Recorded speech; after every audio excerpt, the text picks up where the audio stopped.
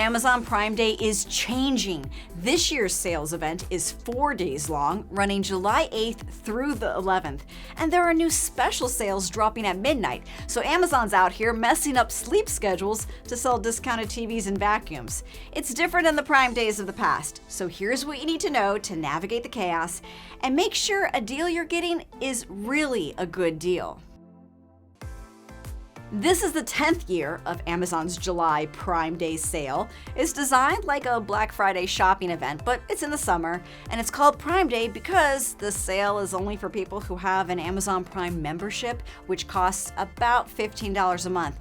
Or you could just get a free trial and cancel it. But the point of subscribing to Prime is that it includes the cost of fast shipping when you order stuff, and you get access to stream Prime movies and TV shows.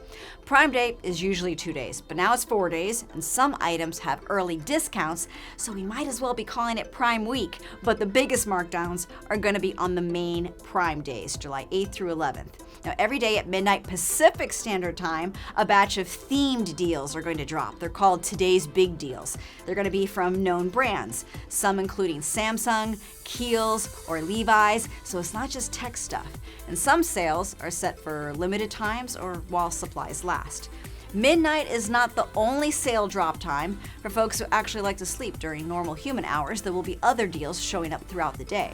Now that means if you're browsing on Amazon, the site's going to have many ways of giving you this urgent feeling of, oh no, I better act right now because time may run out. But take a moment to research before throwing items into your cart. The best thing to do is to use this sales event for things you actually know you need later in the year, like back to school supplies and tech or everyday household items.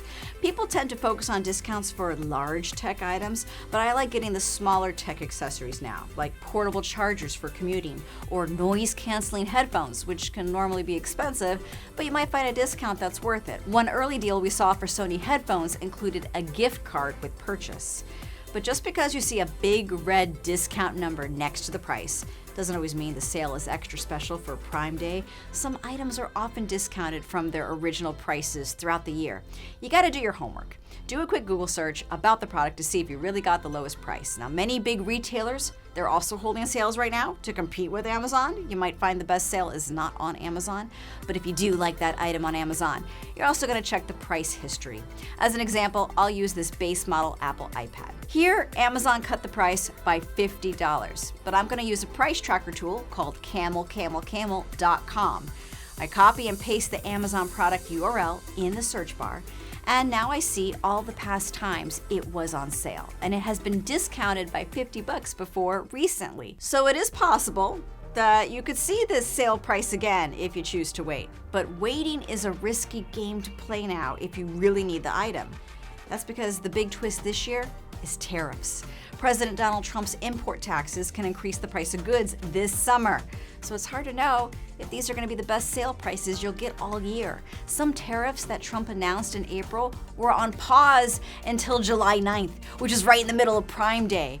It's unlikely you'll see prices change if the item is already in warehouses in the US, but imports that come later could face price changes if there are new tariffs. So be a smart shopper. Plan out what you might need this year to prepare ahead, and double check if what you're buying is really a good deal. If you found this helpful, keep with us. We're going to track this through the year and see if folks are changing their shopping habits.